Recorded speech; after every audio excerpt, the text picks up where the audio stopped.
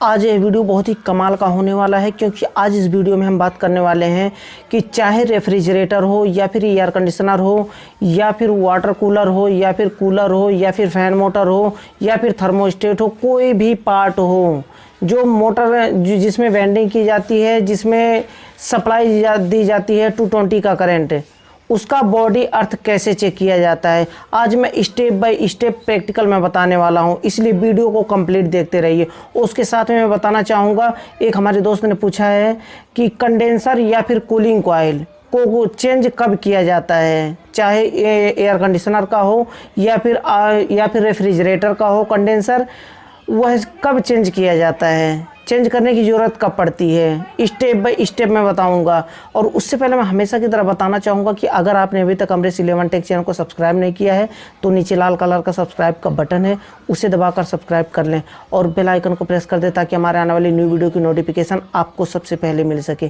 क्योंकि दोस्तों, हम आपके लिए से यूजफुल वीडियो हमेशा लेकर के आते रहते हैं। तो हम बात करते हैं सबसे पहले कि कंडेंसर चेंज कब किया जाता है, चाहे कूलिंग कॉइल हो या फिर कंडेंसर हो, एयर कंडीशनर का हो या फिर रेफ्रिजरेटर का कूलिंग कॉइल हो या फिर कंडेंसर हो, वह चेंज करने की ज़रूरत कब पड़ती है। चाहे देखिए कॉपर का हो या एल्युमिनियम का हो, कोई दिक्कत नहीं है। वह चेंज करने की ज़रूरत कब पड़ती है, जब उसके जितने भी उसमें लीक हैं, अगर सारे लीक को बंद करना इम्पॉसिबल होता है तब उसे चेंज कर देना चाहिए। ऐसा कि नहीं कहीं कि आप देख सकते हैं इस तरह से कूलिंग कॉइल हो इंडोर का या फिर आउटडोर का कंडेंसर हो या फिर स्प्लिट एसी हो, विंडो एसी का कंडेंसर हो या फिर रेफ्रिजरेटर का कंडेंसर हो, कोई भी कंडेंसर हो, जब बहुत ज़्यादा लीकेज हो जाता है उसमें बंद करना इम्पॉसिबल हो जाता है। बहुत माइनर लीकेज उसमें होते हैं, जैसे मानिए कि कुछ एयर कंडीशनर ऐसे होते हैं, स्प्लिट हो या फिर विंडो एयर कंडीशनर हो, कुछ आउटडोर, कुछ है उसके कंडेंसर या फिर उसके कूलिंग कॉइल ऐसे भी होते हैं जिसमें 10 से 15 से भी ज़्यादा उसमें लीकेज होते हैं, जिसको बंद करना इम्पॉसिबल होता है। अगर उसको बंद भी कर दिए और गैस चार्ज कर दिए, गैस चार्ज करने के बाद फिर क्या होगा, 4 दिन के बाद फिर से दूसरी जगह पे लीकेज हो जाएगा, क्योंकि उसका कूलिंग कॉइल जो कॉपर पाइप है उसका चाहे कंडेंसर हो या फिर कूलिंग कॉइल हो, उसका कॉपर पाइप बिल्कुल कमज़ोर हो चुका है। कमज़ोर होने की वजह से उसमें क्या होता है, 10 दिन भी नहीं चलेगा, 4 दिन भी नहीं चलेगा और बार बार लीकेज हो जाएगा, जिससे गैस उसमें जो है रेफ्रिजरेंट वो बार बार रिलीज हो जाएगा। हर बार उसमें 1500 से 2000 रुपये लगाना इम्पॉसिबल होगा, क्योंकि जो उसमें कस्टमर होते हैं उनको भी 2000-2500 रुपये बार बार देना अच्छा नहीं लगेगा। इसलिए इस तरह के कंडेंसर या फिर कूलिंग कॉइल को चेंज करना ही बेहतर होता है। तो अगर बहुत ज़्यादा लीकेज है, उसमें 10 से 15 लीकेज हैं या फिर 10 लीकेज हैं और बार बार लीकेज हो रहा है, तो उसे कंडेंसर को या फिर कूलिंग कॉइल को चेंज कर देना चाहिए। अब हम बात करते हैं नेक्स्ट पॉइंट की कि कोई भी पार्ट हो, कंप्रेसर हो, रेफ्रिजरेटर का हो, वॉशिंग मशीन का हो या फिर एयर कंडीशनर का हो, रेफ्रिजरेटर का हो या फिर फ़ैन मोटर हो या फिर सीलिंग फ़ैन हो या फिर कोई भी मोटर हो, उसका बॉडी अर्थ कैसे चेक किया जाता है या फिर उसमें बॉडी अर्थ कैसे स्टेप बाय स्टेप पता करते हैं कि इसमें बॉडी अर्थ है, और अगर बॉडी अर्थ है तो क्या ऐसा सिस्टम चलने के लायक है, या फिर कंप्रेसर हो या फिर मोटर हो, क्या उसे हम चला सकते हैं। तो देखिए, बॉडी अर्थ है अगर किसी भी मोटर में या फिर कंप्रेसर में, तो उसे बिल्कुल भी नहीं चलाना चाहिए, क्योंकि यह डेंजरस होता है चलाना। अब उसे चेक कैसे किया जाता है, जैसे एग्जांपल के लिए मैं आपको एक थर्मोस्टेट दिखाना चाहूँगा। चाहे कंप्रेसर हो या फिर फैन मोटर हो या फिर सीलिंग फैन हो, कोई भी मोटर हो, सबका बॉडी अर्थ चेक करने का तरीका सेम होता है। मेरे पास क्लैम मीटर है, आप देख सकते हैं इस तरह से। अब इसे चेक कैसे किया जाता है इसे मैं बताऊँगा स्टेप बाय स्टेप। अगर आपको नहीं पता है कि बॉडी अर्थ कैसे चेक किया जाता है तो देखते रहिए। सिंपल स्टेप में मैं बताऊंगा कि बॉडी अर्थ को कैसे चेक किया जाता है। इस क्लैम मीटर में इस वायर को हम लगाएंगे और इसे कंटिन्यूटी पर सेट करना है ताकि यहाँ पर बीप टोन बजे।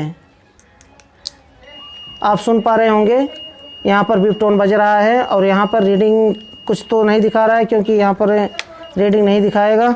अब देखिए, ये हमारे पास है थर्मोस्टेट।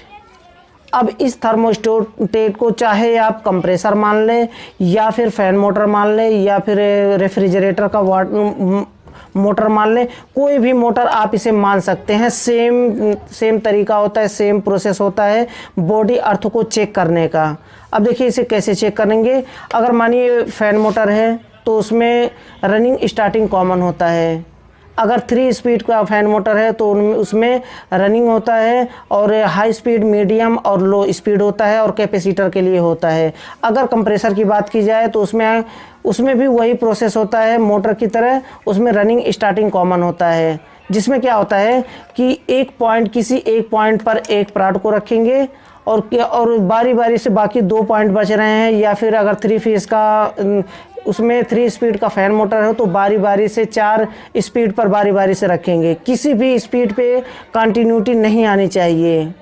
एक तो बॉडी पर रखेंगे, एक दूसरा बारी बारी से 4-5 वायर जितने भी हैं बारी बारी से सब पर रखेंगे। कंप्रेसर क्या होता है, एक टर्मिनल पे रखेंगे, ये कि कहीं भी बॉडी में कहीं भी टच कर सकते हैं। रेफ्रिजरेटर हो या फिर एयर कंडीशनर हो या फिर वॉशिंग मशीन हो या फिर फैन मोटर हो या फिर सीलिंग फैन हो, कोई भी हो, एक टर्मिनल पर रख करके आप बॉडी पर एक दूसरा टर्मिनल, दूसरा प्राड आप रखेंगे।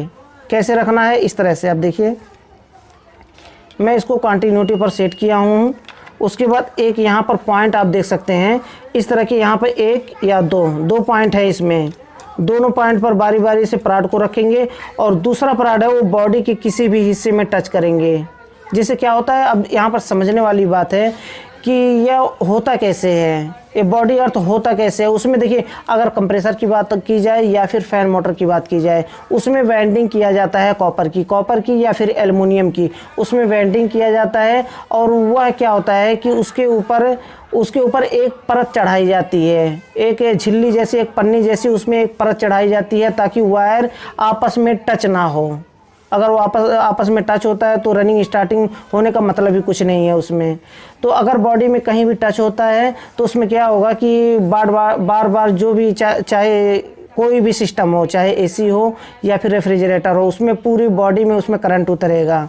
जिससे क्या होगा, कभी कभी न्यूट्रल और फेस भी उसमें आपस में शॉर्ट हो सकते हैं। अगर इस तरह से अगर सिस्टम को हम चलाएंगे बॉडी अर्थ के साथ में, इसलिए बॉडी अर्थ के साथ में कभी भी सिस्टम को नहीं चलाना चाहिए, चाहे कोई भी सिस्टम हो। तो इसे चेक करने के लिए देखिए एक हम यहाँ पर रखेंगे, इसमें 2 पॉइंट हैं, एक पॉइंट पर रखेंगे और दूसरे को हम बॉडी में कहीं भी टच करेंगे। यहाँ पर रख लेता हूँ मैं, क्योंकि यहाँ पर टेबल नहीं है रखने के लिए। अब देखिए यहाँ पर हम इसे पहले आउटपुट चेक कर रहे हैं, इनपुट से आउटपुट। तो यहाँ पर यह थर्मोस्टेट सही है। अब इसका बॉडी हम अर्थ चेक करेंगे। बॉडी अर्थ चेक करने के लिए एक पॉइंट पर हमने रख दिया, और दूसरे को हम यहाँ पर बॉडी में कहीं भी टच करेंगे।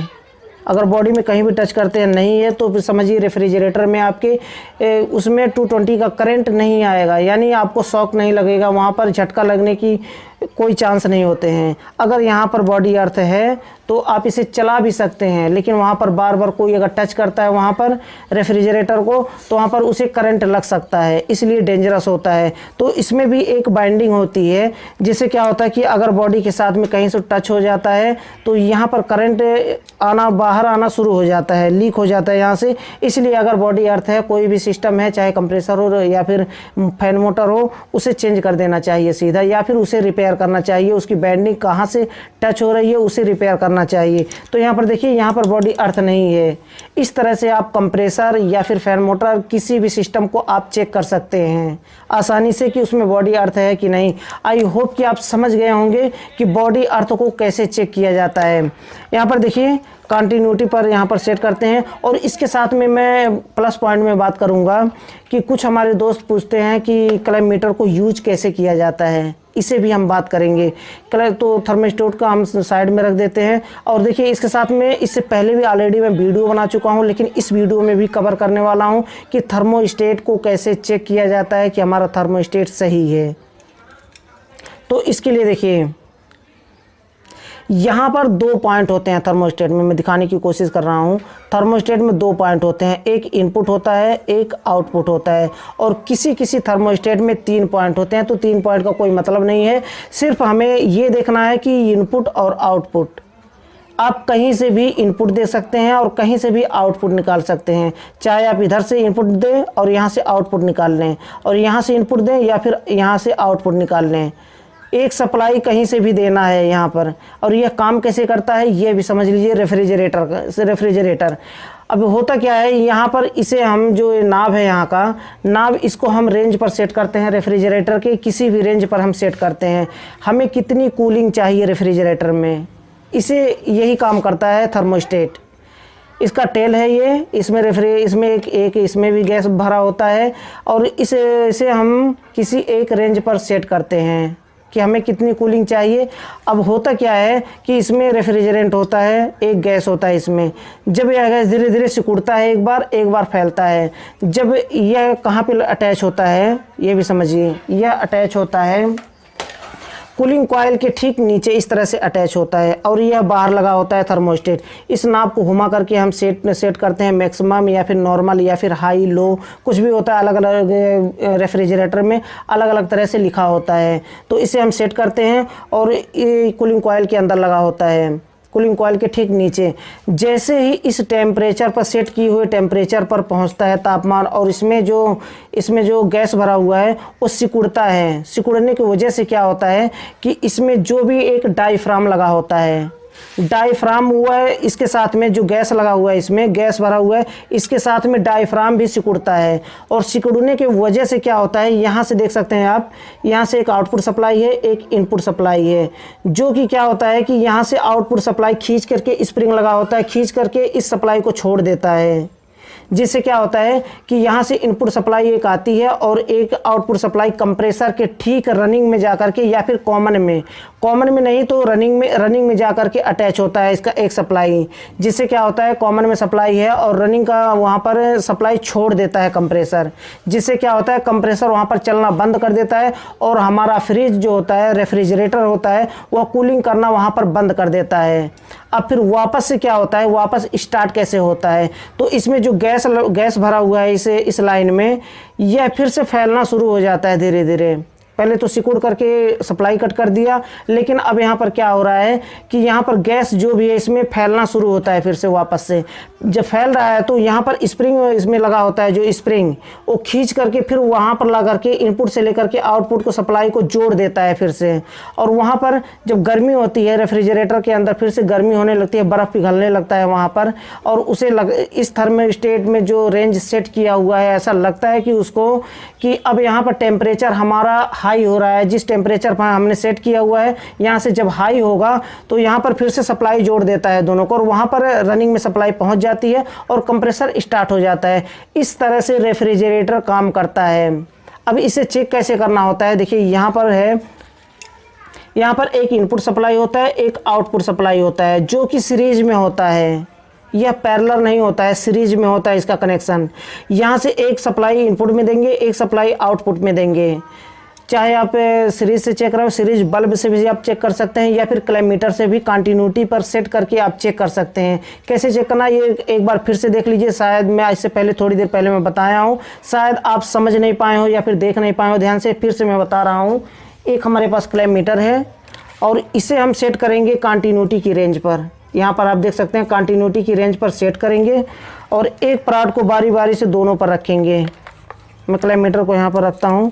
अब देखिए, एक इनपुट पर रखेंगे, एक दूसरे पॉइंट पर रखेंगे, तो यहाँ पर कंटिन्यूटी यहाँ पर शो होनी चाहिए और यहाँ पे विपटोन भी बजना चाहिए।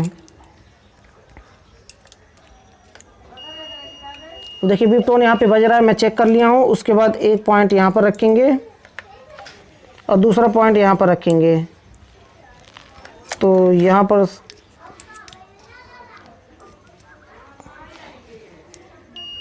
देखिए ये यहाँ पे इस तरह से बजना चाहिए।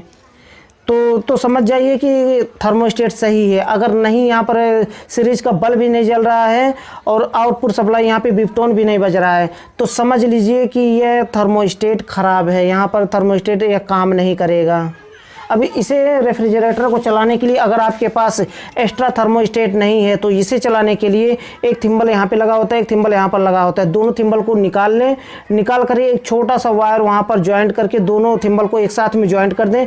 ज्वाइंट करने के बाद रेफ्रिजरेटर को चलाएंगे। अगर यह ख़राब होगा तो रेफ्रिजरेटर चल जाएगा वहाँ पर, लेकिन हमेशा के लिए यह नहीं होता है। थोड़ी देर के लिए आप चला सकते हैं, चला करके फिर आप वापस से सेम थर्मोस्टेट ला करके वहाँ पर लगा सकते हैं। आई होप कि आप समझ गए होंगे। फिर भी अगर कोई क्वेश्चन रह गया हो तो बेझिझक मुझसे कमेंट बॉक्स में पूछ सकते हैं, मैं उसका आंसर देने की पूरी कोशिश करूंगा।